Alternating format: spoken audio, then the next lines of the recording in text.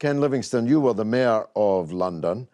What is it about London that attracts these kleptocrats from what we call third world or developing countries? Pakistan is now being run from Mayfair.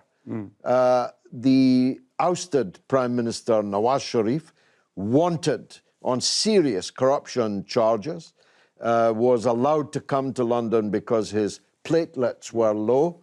Now he's in one of many sumptuous Mayfair properties, effectively running a country of 220 million people. And Pakistan's not the only country where that happens.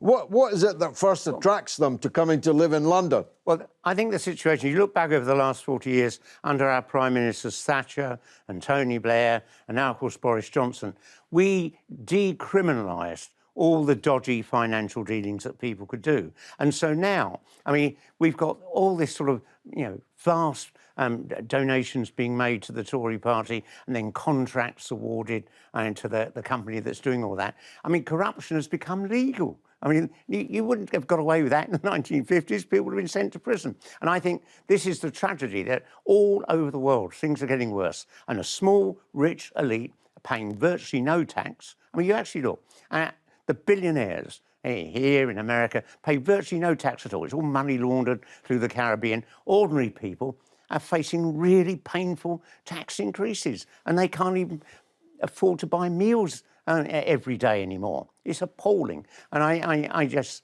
can't believe, because I think of the world I grew up in, we were optimistic. Everything always got better. Now, I fear for my children and what the world's going to be like in 20 years for them.